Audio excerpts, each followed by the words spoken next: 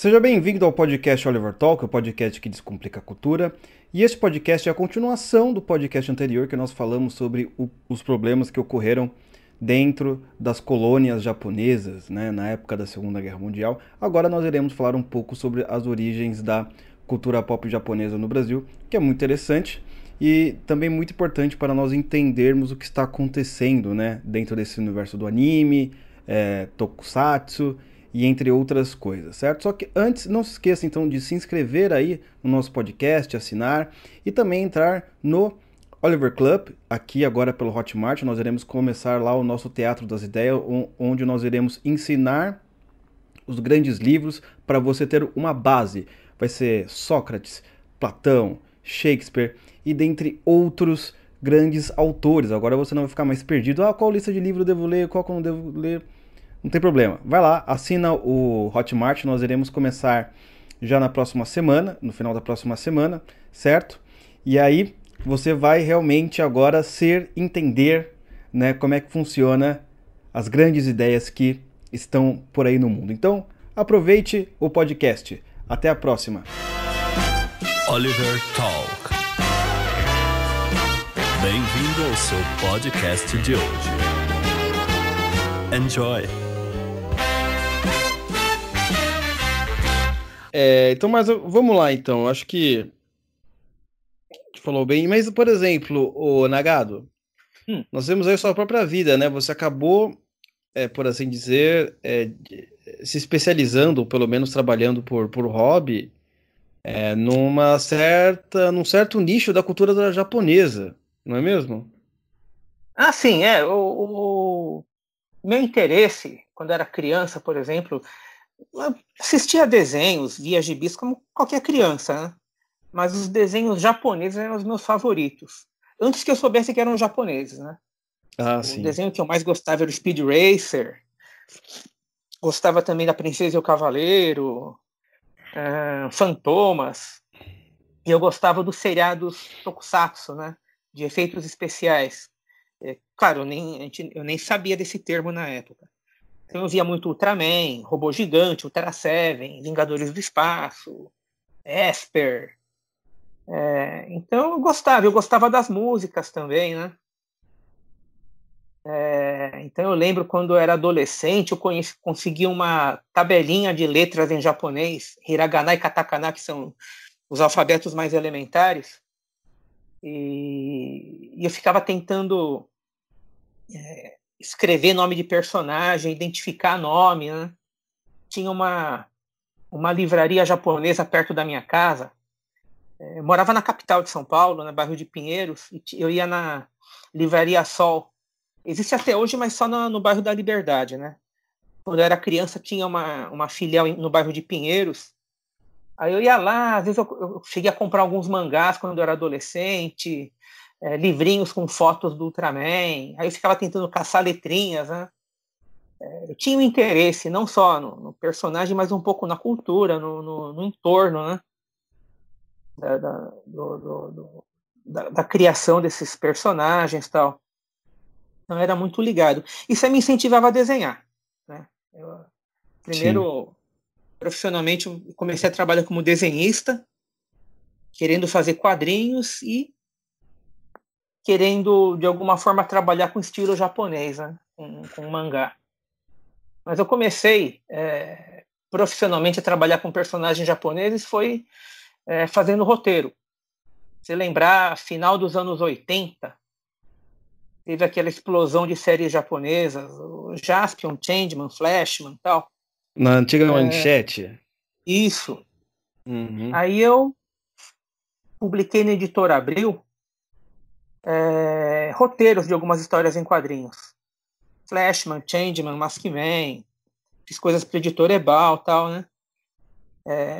Então eu comecei assim mexendo com quadrinhos. Depois eu fui fazer quadrinhos do Street Fighter na Editora Scala, que é baseado no game japonês. Na época nem tinha as animações, né?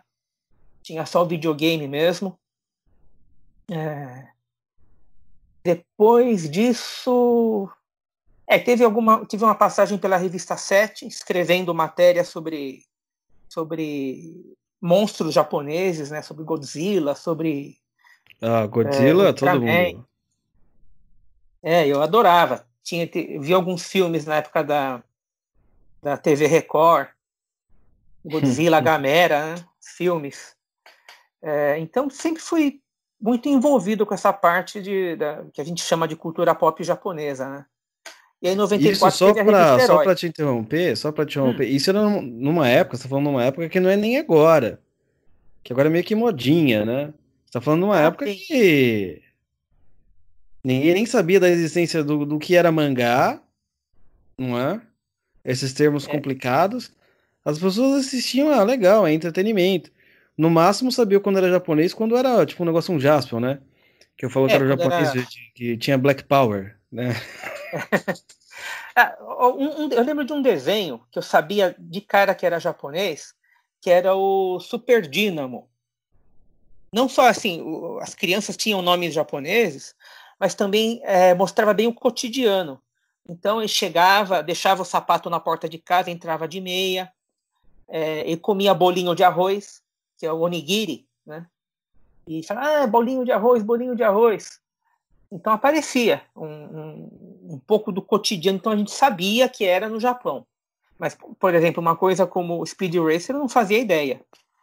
Só Sim, depois de sim. crescer que eu fui descobrir que é um desenho que vinha do Japão. Mas assim, isso aí também diz que a informação era muito complicada na época. Eu lembro quando eu comecei a escrever, não tinha internet, era muito difícil conseguir informação. Daí me fala. Aqui em casa eu também instituí, né? Não pode entrar de tênis, né? Pega o chinelinho e usa meia. Só que só eu faço isso, ninguém mais em casa faz. Quem sabe um dia. Não dá pra colocar todo mundo fazer isso. Mas, vamos, por exemplo, quem sabe um dia o pessoal adere, né? Mas só eu faço. Bom, é um hábito higiênico, né? Né? Mas é interessante essa ideia, assim. Não é? Eu lembro até que o pessoal falava que o mangá não ia fazer muito sucesso no Brasil por causa da leitura, não é? Da esquerda para, como que é? Da direita para esquerda, é Da isso, se eu direita não me para a engano? esquerda. Assim, a primeira vez que saiu o mangá no Brasil, isso foi 1988 com Lobo Solitário, só que era com leitura ocidental. Hum, Eram mangás que tinham saído nos Estados Unidos. Lá as páginas eram invertidas, eram espelhadas, né? E aí fazia a leitura da esquerda para a direita. Esses mangás que saíram foram Lobo Solitário, Akira, Crying Freeman, Espada de Kamui, A Lenda de Kamui, aliás. Não teve muita repercussão na época, não. Só abrindo um parênteses, nos anos 60, alguns autores brasileiros trabalharam o estilo mangá aqui no Brasil, né? Sem usar o não termo imaginava. mangá, mas usando. O mais famoso deles é o Cláudio Seto, que foi o grande precursor do mangá no Brasil, né? Cláudio Seto, o editor Minami Case, eles trabalharam esse estilo, o estilo mangá no Brasil, muito antes que o pessoal soubesse o que era mangá. Então, aí teve essa tentativa, final dos anos 80, começo dos anos 90, que não vingou muito. Aí aconteceu o seguinte, em 94, teve estouro de sucesso dos Cavaleiros do Zodíaco, foi o maior fenômeno de um desenho japonês no Brasil. Na esteira do sucesso veio a revista Herói, onde eu escrevi por muito tempo, né? E tem gente até hoje que fala comigo por causa dessa revista. Pô, eu ganhei um presente ganhei um bonequinho dos Cavaleiros Zodíacos na escola. Pra você Nossa, vê e eram o nível. caros. Os originais eram bem caros, né? Eu não sei se era Teve, original também, né? teve Isso muito aí já é outra produto na história. época. Então, aí teve a segunda tentativa de lançar mangá original no Brasil, que aí foi lançando mesmo o mangá original dos Cavaleiros do Zodíaco e o mangá do Dragon Ball, que é outra série que tinha feito sucesso na televisão. E aí tentaram lançar no formato japonês mesmo. Eu até vi uma entrevista outro dia do editor Rogério de Campos, contando que era uma imposição dos japoneses que fosse preservada o sentido de leitura. E eles até lançaram com medo, isso aqui vai ser um fiasco. Então tinha 2 motivos, né, que o pessoal do mercado editorial falava, né, que ia ser um fracasso. A ordem de leitura, que eles diziam que o brasileiro nunca ia se acostumar a ler daquele jeito, naquela ordem, e outra pelo fato de ser quadrinho preto e branco. Tirando Conan e Tex, que é um quadrinho de faroeste, os gibis preto e branco nunca fizeram sucesso no Brasil. Sempre tinha que ser colorido. Então eles tinham essa ideia, né? Tirando Conan, Tex e algum outro quadrinho de terror ou humor, não dá para pensar em quadrinhos para garotada no formato preto e branco.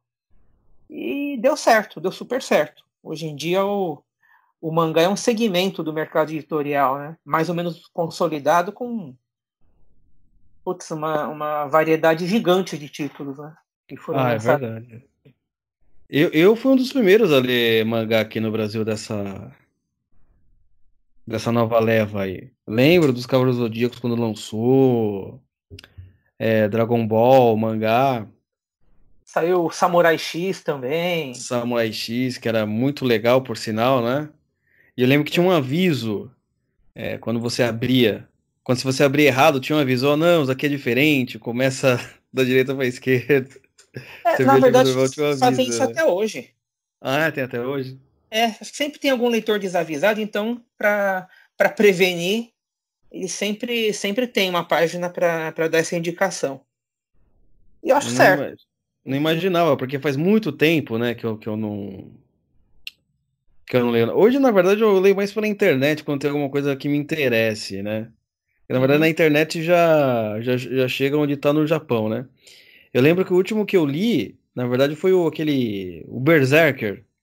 Só que nunca acabou, não acabou até hoje e tá lá. Problema de séries muito grandes. Nunca acabou, não sei quando vai acabar, que também tem esse problema, né? O pessoal, pra quem não entende muito, né? O mangá, diferente do quadrinho, o Nagado até pode explicar melhor, né? Você pega, sei lá, um quadrinho americano, normalmente você tem uma grande equipe trabalhando junto com o roteirista, né? Pra terminar uma saga, né? Que dura alguns capítulos, não é? E já o mangá, o autor, ele... Primeiro que a gente não sabe se ele tem um planejamento, né? E às vezes um personagem, por exemplo, que nem One Piece, né? Tá em mais de 10 anos. Então, às vezes é ele, poucas pessoas trabalhando, tendo que manter o Mais de ritmo, 20, né? né? Manter o ritmo da história, o que não acontece no quadrinho americano, né? Você pega lá o Superman, ele sai em 3 quadrinhos diferentes por 3 roteiristas, que tem 3 equipes diferentes na mesma semana. Uhum. Não é? O quadrinho americano, principalmente o quadrinho de super-herói, ele tem uma produção bem industrial. Então tem lá o roteirista, o desenhista, o arte finalista, que é o cara que vai passar o traço preto, né, sobre o desenho a lápis, colorista, letrista, etc. Tem aqueles autores que fazem roteiro e desenho, mas eles são mais raros, né? Então é uma linha de produção mesmo. No Japão, o quadrinho, o mangá, ele tem a figura do autor mais centralizada. Só que também é feito por equipes. Então, por exemplo, um autor ele concentra a parte criativa, roteiro, desenho, né? O acabamento, pelo menos, dos personagens, e a parte de cenário, efeitos gráficos, fica com uma equipe. Então, é um sistema de divisão de trabalho diferente do que existe nos Estados Unidos, ou mesmo do que se fez muito tempo no Brasil, né? Se faz ainda, por exemplo, no estúdio Maurício de Souza, essa divisão de funções. No Japão, a divisão de funções é diferente. Geralmente, tem também roteirista, o cara que só escreve roteiro, e a pessoa que só desenha. Mas em termos de produção de arte, todo desenhista tem seus assistentes. O pessoal que vai, enfim, preencher fundos, dar o acabamento final, né? Às vezes trabalhar com onomatopeias, efeitos gráficos no desenho. E isso aí vai garantir uma produção, né? Tem os quadrinhos que são semanais, esses precisam mesmo de uma equipe, às vezes grande, até para dar conta da produção, para ajudar, né, o autor, os quadrinhos quinzenais, mensais, enfim. Mas é uma coisa muito mais vinculada à figura do autor. Alguns autores fazem um planejamento bem sólido, é tantos volumes e pronto. E outros autores, enquanto vai fazendo sucesso, vai continuando a série. Às vezes o editor pressiona o autor para que ele produza mais histórias, ele estique a história, crie novos arcos de história para o mangá durar mais tempo, né? E às vezes o autor é aquela, tipo o Eiichiro Oda do One Piece, o cara é uma fábrica de sucesso, o cara tá mais de 20 anos fazendo a mesma série e a coisa não para de quebrar recorde. É incrível. Eu mesmo já não assisto mais. Ou leio. Não dá, porque eu não tenho nem vontade de continuar, porque eu não sei nem onde parei. 20 anos é muita coisa. Então é isso, né? Você imagina você pegar um quadrinho que tem uma história cronológica. Não é que nem hoje mesmo, né? Você pega a história do Superman, sei lá, o cara já teve tantos reboots, tantos... vamos dizer assim, tantos arcos diferentes. Não, se você quiser pegar, por exemplo, o cara tá lançando 20 anos aí, mangá número 1000 e pouco. Ah, amigão, volta pro começo. Nesse ponto, os super-heróis, principalmente Marvel e DC, eles têm vários pontos de restauração onde você pode voltar. Cada, sei lá, 2, 3 anos, sei lá quanto tempo, de tempos em tempos eles fazem um reboot, eles recontam a história, reformulam, então sempre dá para começar de isso mesmo, um ponto de restauração recente. Sim. Já materiais assim extensos, falando em One Piece, eu nunca acompanhei One Piece. Quanto mais o tempo passava, menos coragem eu tinha de começar. Aí semana passada eu resolvi assistir o primeiro episódio. Cara, aquilo é viciante. Estou ferrado. Dificilmente eu vou conseguir ver tudo. Mas é muito divertido. Sim, E será? 1000 episódios quase, mais 900 e tantos. Deixa eu ver o primeiro. Vi o segundo, terceiro, quarto, quinto, sexto. Tá difícil parar. Não, deve ser uma coisa assim impressionante. Eu mesmo, pelo que eu me lembre, faz tempo também que eu não leio nada. Eu só comecei. O que eu ia falar é o seguinte.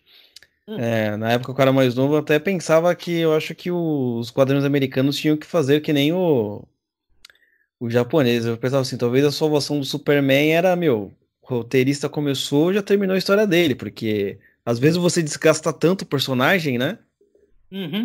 Que ele fica cheio de coisas que não tem nada a ver. E, pá. O cara vira um monstro, assim, de buracos de história. Os personagens grandes não pertencem a autores, né? Pertencem a empresas. A empresa muda a equipe criativa e, enfim, vai pelo sabor da época, né? Vai pelo sabor da época. Você tá com um blog agora, né? Blog agora não. Tá com um portal já há um tempo, não é? Que, inclusive você discute essa relação de... Às vezes é quadrinho, às vezes é quadrinho e cultura, às vezes é tokusatsu e política, correto? Sim. O Sushi Pop eu tenho desde 2008, né? E eventualmente eu coloco pautas que discutem um pouquinho mais a fundo o significado das histórias, né? Eu comecei a fazer isso meio como uma reação a uma politização excessiva que a gente tem visto no entretenimento. Então, quem for procurar no Sushi Pop tem algumas matérias que são um pouquinho mais politizadas. Mas, no geral, eu sempre passei meio longe disso, né? Eu acho que às vezes tem mensagens politizadas, às vezes não tem.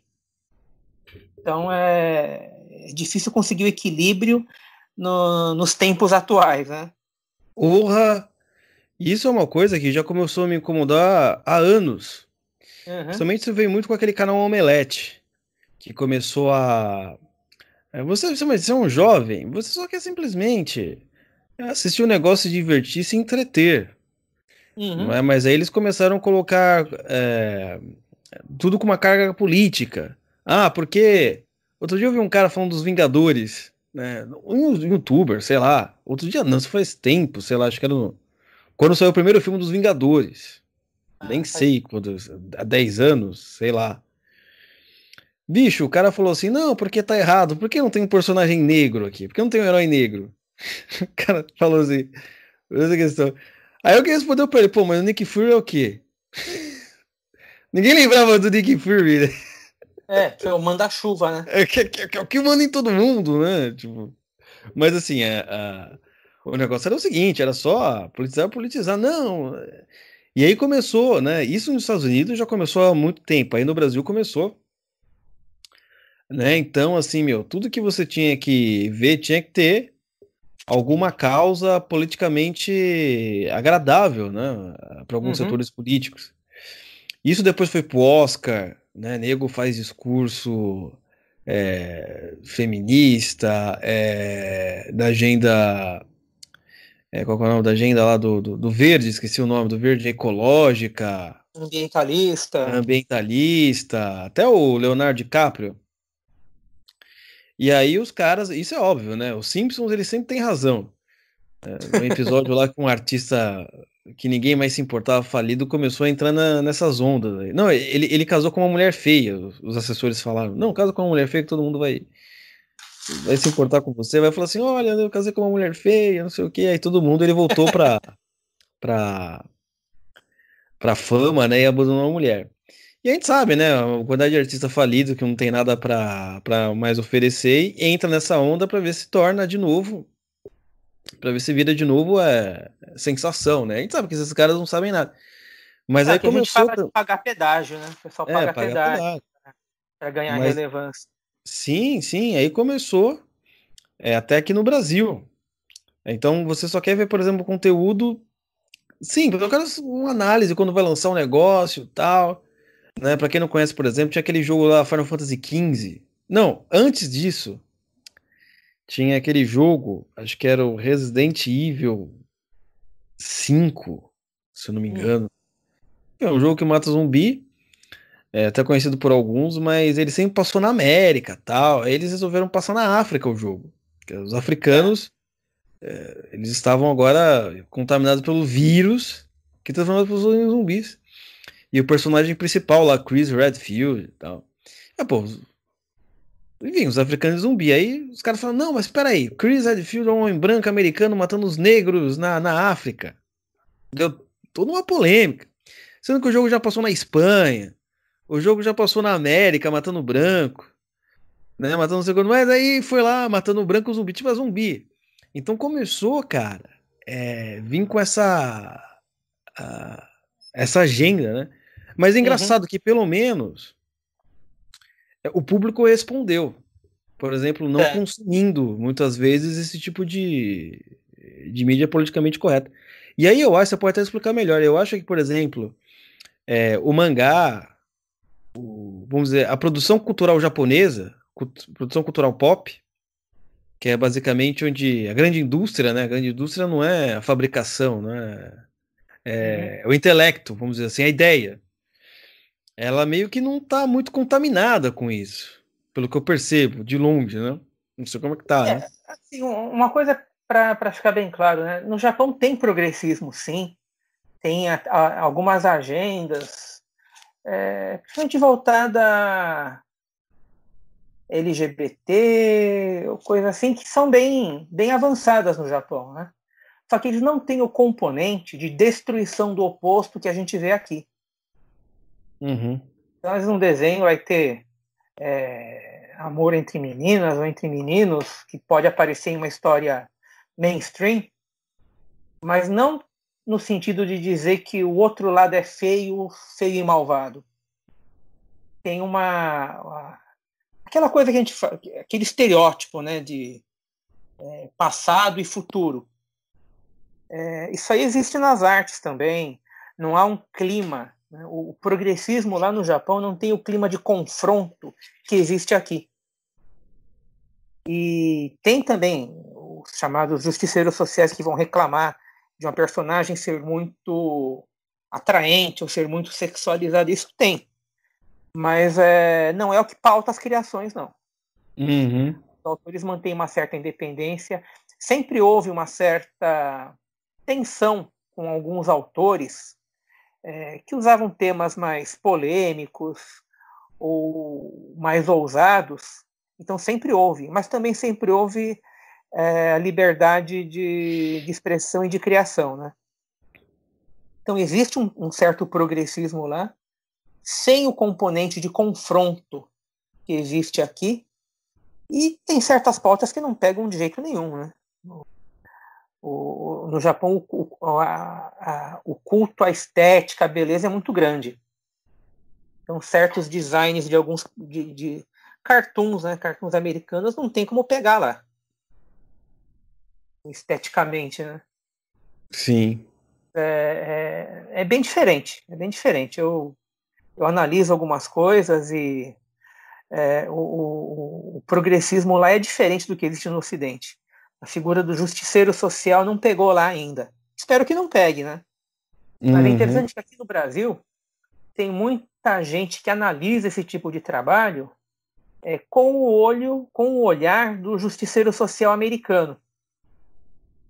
Então, vamos problematizar tal personagem, vamos problematizar tal série, precisamos falar sobre tal personagem, sobre tal autor.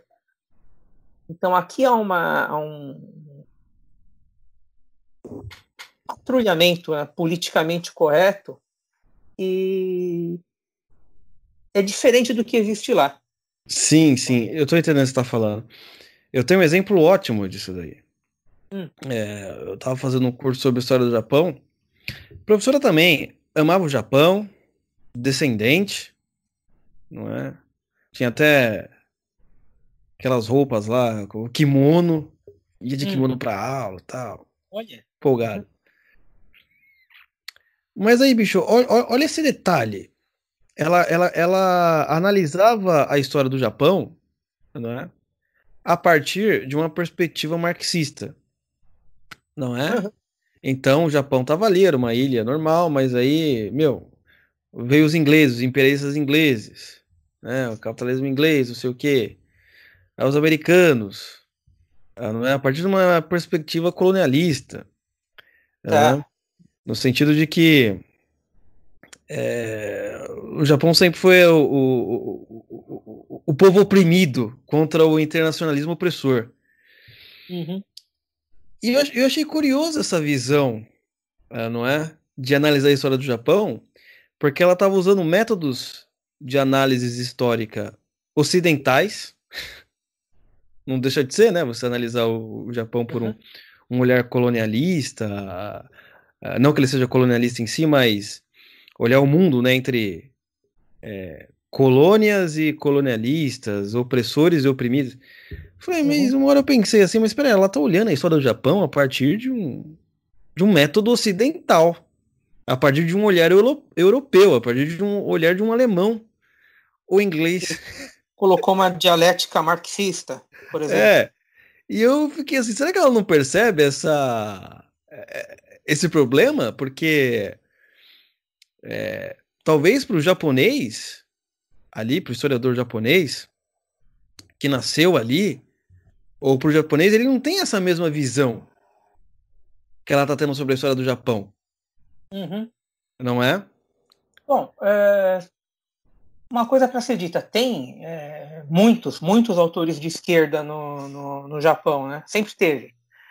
Até um autor de mangá famoso, o Sanpei Shirato, ele fez o Lenda de Kamui, que um fragmento dessas sagas foi lançado no Brasil, né? Ele tinha uma visão marxista, ele apresentava as classes humildes oprimidas pelas classes nobres, né? Mas isso era diluído na história. Diluído em temas como honra, Sim. compromisso e tal, né? Outra autora de inclinação marxista, Ryoko Ikeda, do Rosa de Versalhes. Um mangá feminino ambientado na Revolução Francesa. Ela tinha um posicionamento marxista, Mas também, quando ela retratou, ao retratar a corte francesa, ela não cai naquele maniqueísmo, né?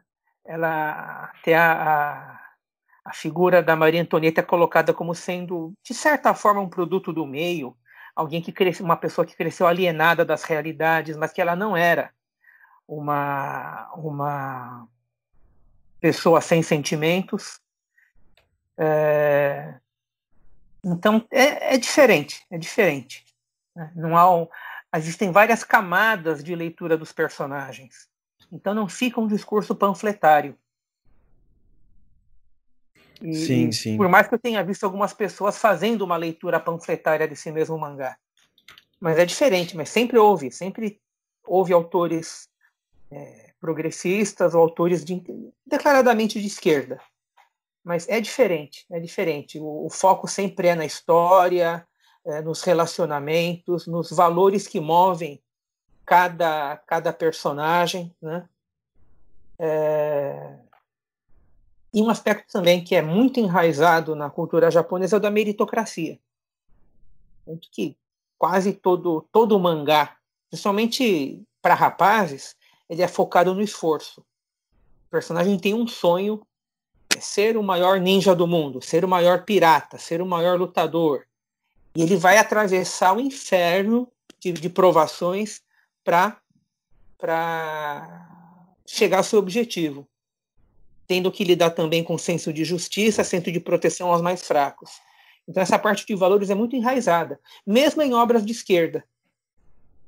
Sim. O sentido da meritocracia, do esforço pessoal, de não cair na vitimização, isso aí é uma coisa muito presente. Então mesmo obras de cunho de inclinação mais à esquerda, que tenham esse componente de marxismo ou de progressismo, dos progressismos, eles não conseguem muito ignorar a importância da meritocracia, a importância do esforço pessoal.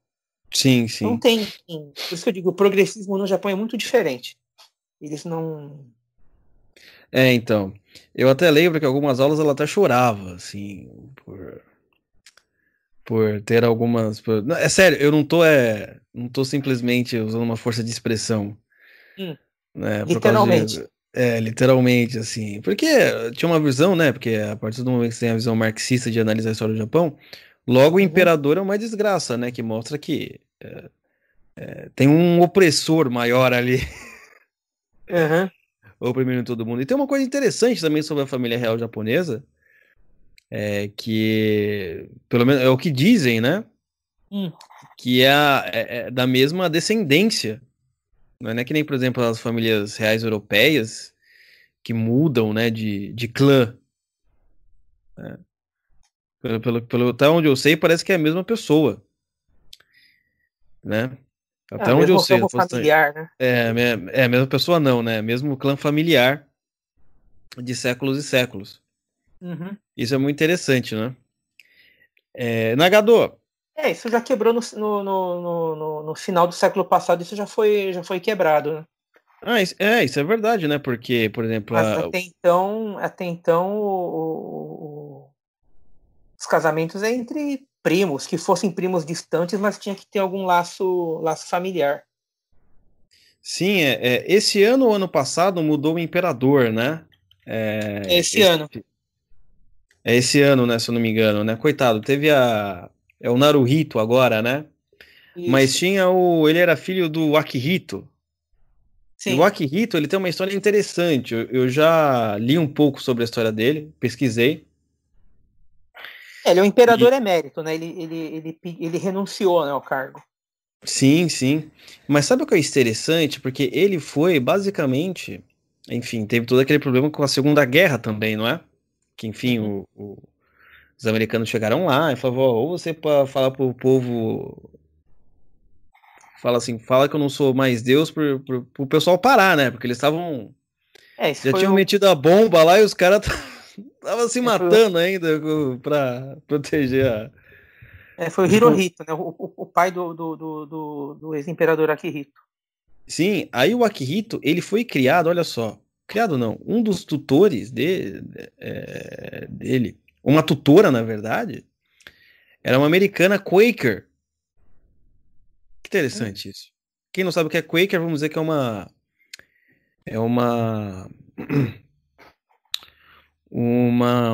é uma divisão, mas vamos dizer assim, é mais uma vertente do protestantismo, né? Tipo, os Quakers, eles são pessoas que, vamos dizer assim, vivem como monges, né? Eles vivem assim fora das grandes capitais, etc, né? Pelo menos era antigamente, não sei como é que é agora. E a mulher dele, não é católica. Era, não sei depois que casou, se continua a mesma coisa, né? O que inclusive deu uma grande polêmica na época, né? Mas como assim e tal? Porque ela também não era, ela era filha de um industrial, né? É, Não era tipo alguém da monarquia, por assim dizer, né? Interessante. nobreza. Uhum. A vida vai mudando, né? A vida vai mudando, como deve ser. Nagado, mais alguma coisa que eu esqueci de te perguntar aqui? É tanto assunto. Ah, fica a seu critério. Né? Alguma coisa que eu esqueci de perguntar, que você queria ter falado, passou, não é? E eu acabei esquecendo. Já falamos do seu blog, já Ah, falando. sim, uma coisa, o blog, assim, durante muitos anos escrevi profissionalmente, né? Revista Herói, revista Renshin, colaborei em várias publicações, participei do começo do site Omelete, né? Os primeiros anos, pelo Hum, menos. a raiz do mal. Ah, naquela Tá época não tinha explicado. lacração, não. Só até 2005 para 2006, né, que eu Uhum. colaborei com o Omelete.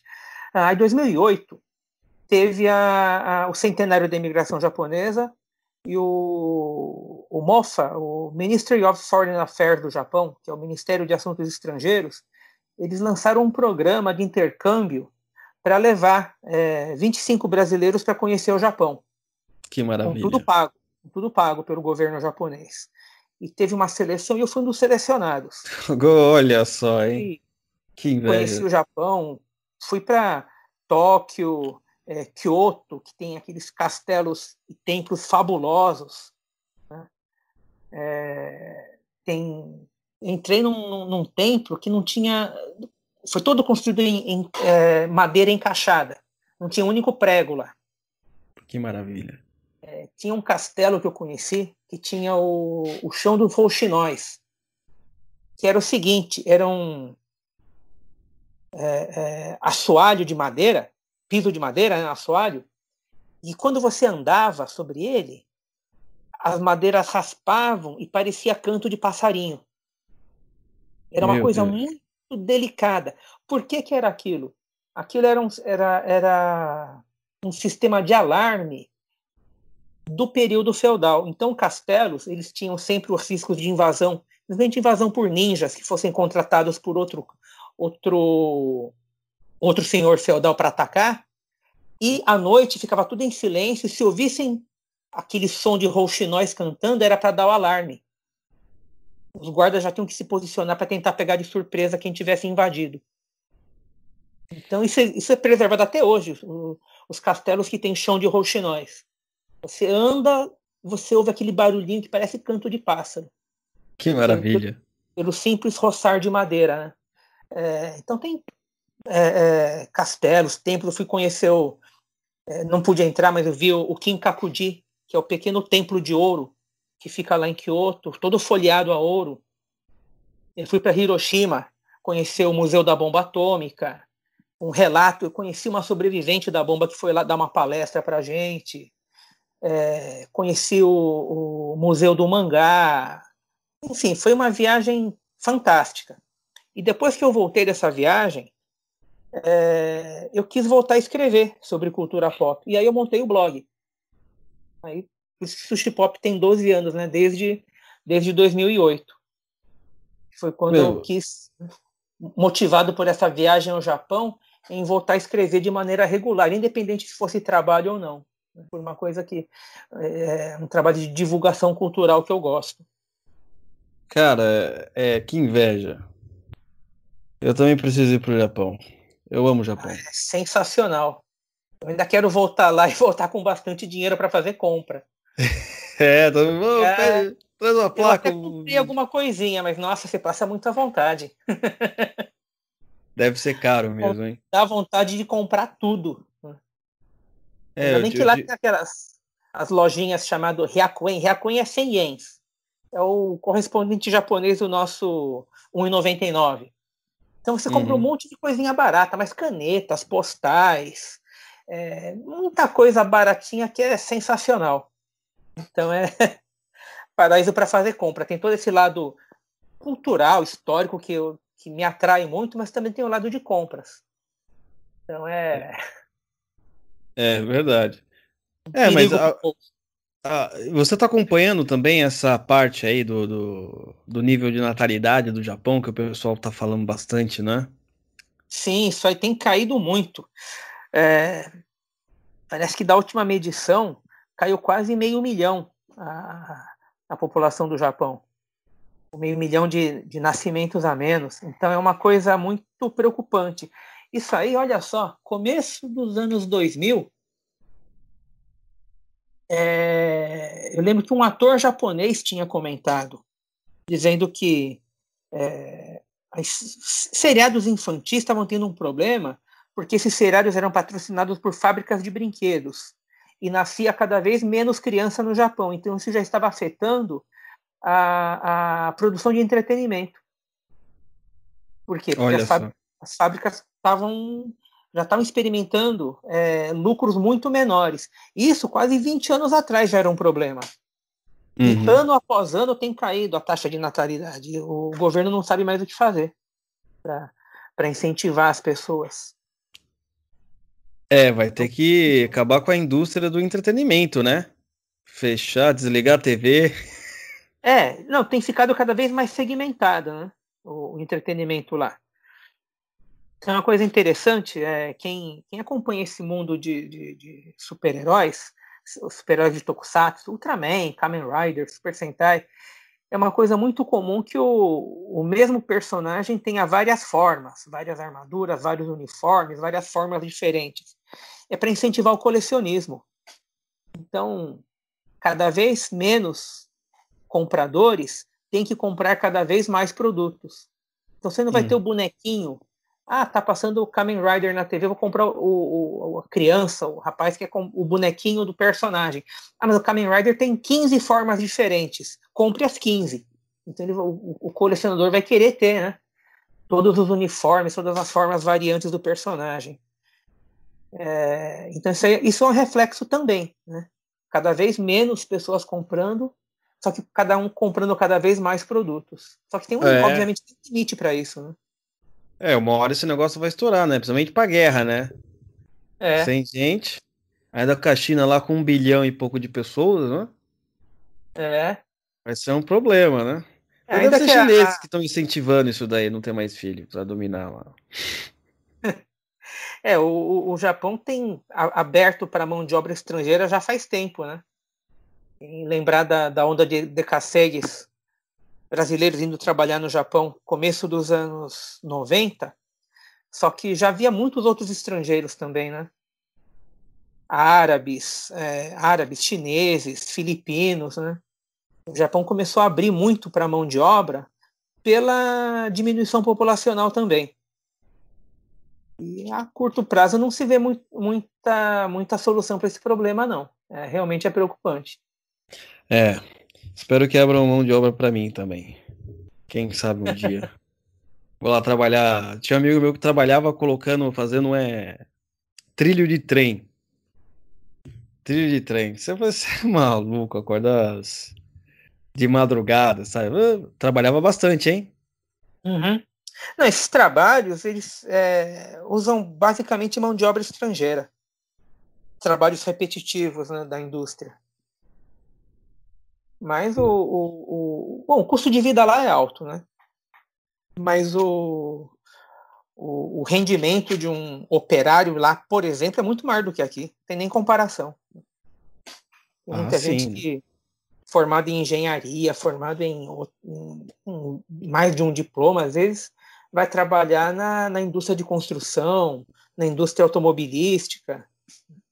Tem o rendimento lá é muito maior, né?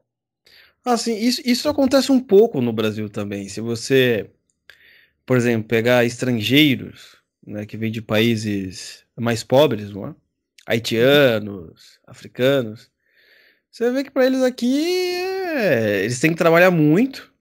Às vezes pegam até empregos que nem tem brasileiro trabalhando, é difícil. E para eles é uma maravilha, porque o dinheiro o real vale muito mais do que a moeda local deles, né?